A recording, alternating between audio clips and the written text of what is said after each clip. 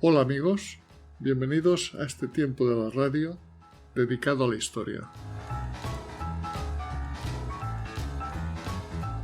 La victoria cristiana en las Navas de Tolosa quedó grabada en la memoria de los contemporáneos y en la de las siguientes generaciones como un hito fundamental en la historia de las relaciones bélicas entre cristianos y musulmanes.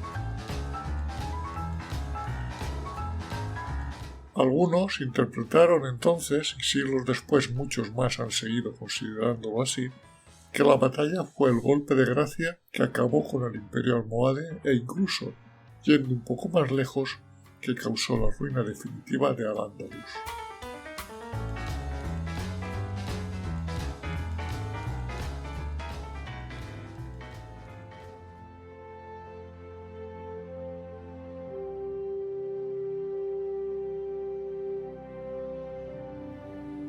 No parece que fuera así. El poder almohade no se colapsó como consecuencia directa de su derrota en las Navas de Tolosa, sino a raíz del afloramiento de sus propias contradicciones, cosa que no ocurriría hasta una década después. Tras analizar los factores que intervinieron en su crisis final, no parece aventurado afirmar que su derrumbe se hubiera producido con o sin batalla. Por lo que respecta al Al-Ándalus, bien sabido es que, tras la batalla, aún pasarían casi 300 años hasta que los reyes católicos aparecieron por Granada, pero hay que reconocer que desde el punto de vista militar tuvo tres consecuencias de largo alcance que no pueden negarse. La primera de ellas fue el control de las tierras entre el Tajo y Sierra Morena, que llevaban en disputa entre musulmanes y cristianos desde el siglo XI. Gran parte de ese territorio es lo que hoy se conoce como La Mancha, y en esa geografía la lucha se centraba en el dominio de las fortalezas que jalonaban aquel amplio territorio, cuyo dominio se alternaban en función de los resultados de los enfrentamientos bélicos. La segunda consecuencia fue el dominio cristiano de los pasos hacia el sur de Sierra Morena, lo que dejaba expedito el camino de posibles ejércitos hacia el sur. En tercer lugar, tras las Navas, se habían establecido las condiciones estratégicas para el inicio de una nueva fase histórica, la de las grandes conquistas del siglo XIII, realizadas por Fernando III, nieto de Alfonso VIII, quien tomó Córdoba en 1236. Jaén en 1246 y Sevilla en 1248. Veamos ahora lo que le pasó a los principales protagonistas de este hecho bélico tras el mismo. Empezaremos por el principal impulsor del enfrentamiento, Alfonso VIII.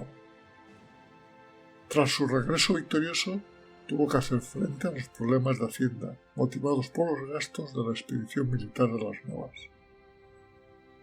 Con el fin de solucionar este y otros problemas, en 1214, poco más de 2 años después de la victoria de las Navas, se dirigía a Portugal para entrevistarse con su yerno Alfonso II, falleciendo en el trayecto. Veamos cómo nos relata su muerte el obispo Rodrigo Jiménez de Rada en su De Rebus Hispaniae.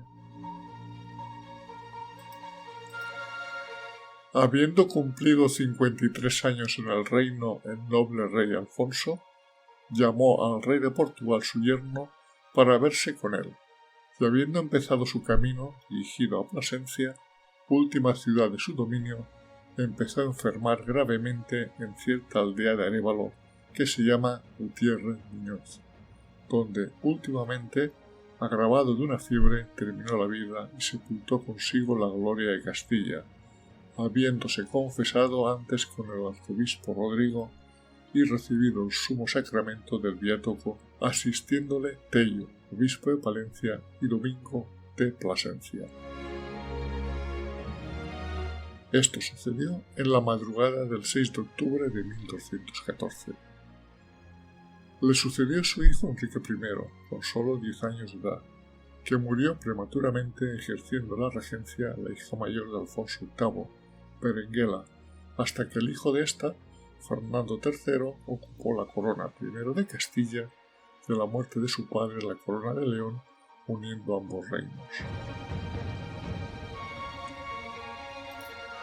Otro de los grandes impulsores de las Navas fue el obispo de Toledo, Rodrigo Jiménez de Rada, quien tras la muerte de Alfonso VIII colaboró en la regencia de Berenguela y posteriormente ayudó a su hijo Fernando III, acompañándolo en la toma de posesión como rey de Castilla y León a la muerte del rey leonés Alfonso IX. Como primado de España asistió a varios concilios y realizó múltiples viajes a Roma. Además de políglota y versado erudito, fue historiador y compuso una crónica de nombre de Rebus Hispaniae, también conocida como la Historia Gótica o Crónica del Toledano, que abarca la historia de España desde sus orígenes hasta 1243. Su método y su estilo descriptivo se convirtieron en modelo posterior para otras crónicas. Cuando volvía del primer concilio de León, en 1247, falleció en el barco que lo transportaba en el río Ródano y fue embalsamado y enterrado en el monasterio cisterciense de Santa María de Huerta. Pedro II de Aragón, conde de Barcelona y señor de Montpellier, tras las Navas se implicó en las luchas que se desarrollaban en la Occitania francesa, en la que también había una cruzada contra los herejes cátaros, defendiendo los intereses de los condes de Tolosa, Foix y Comines, vasallos suyos. Para solucionar el problema herético, apoya la convocatoria de un sínodo donde intentar la reconciliación, pero al no haber acuerdo se declara protector de Occitania, afronta la excomunión papal y cruza los Pirineos con su ejército con el fin de enfrentarse a Simón de Montfort. Lo hace en la ciudad de Muret, pero no consigue sacar partido a la superioridad numérica de sus fuerzas, y cae en combate, junto a muchos de los nobles que la acompañaron en las Navas de Tolosa. Esto sucedió el 13 de septiembre de 1213, cuando contaba 35 años de edad, poco más de un año después de las Navas. Le sucederá su hijo Jaime I, que cuando aconteció la muerte de su padre tenía 5 años. Durante su minoría de edad estuvo bajo la tutela de los caballeros templarios en el castillo de Monzón, siendo su tutor Guillermo de Montreaux, maestro de la Orden del Temple, y la regencia fue asumida por el conde Sancho Raimundo, tío abuelo de Jaime.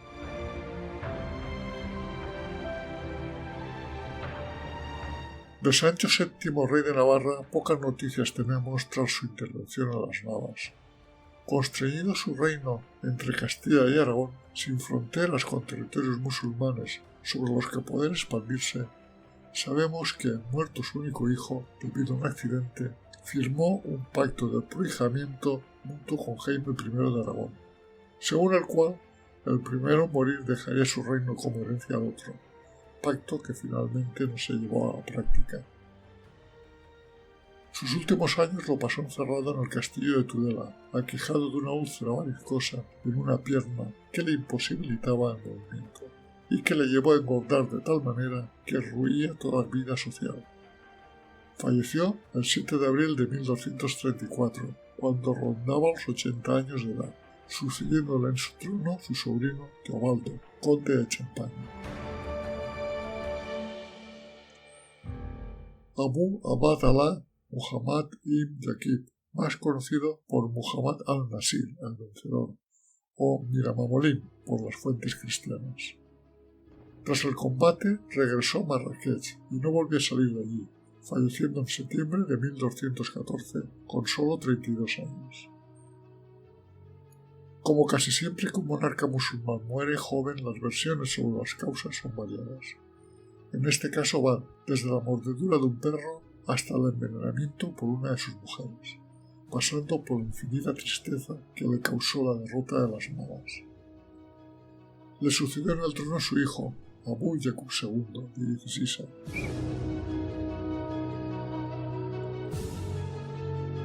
Diego López de Haro, señor de Vizcaya, fue férez del monarca Alfonso VIII. Como ya hemos visto, fue muy importante su participación en la victoria de las Navas. En agradecimiento a sus servicios, Alfonso VIII le dona la villa de Durango, que suma a su señorío de Vizcaya y demás posesiones que poseía. Su amistad con Alfonso VIII fue tal que éste pensó en convertirlo en tutor de su hijo y regente del reino, pero no tuvo ocasión de hacerlo, porque don Diego López de Haro falleció el 16 de septiembre de 1214, pocas semanas antes que el propio rey.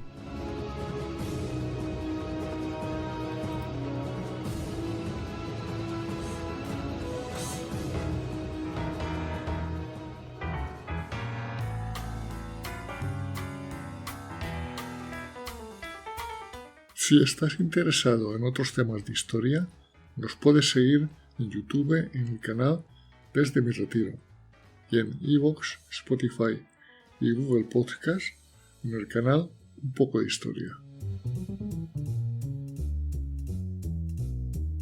Este proyecto radiofónico, creado desde mi retiro en la España profunda, es una realización, para bien o para mal, de José Luis García, ciudadano del mundo.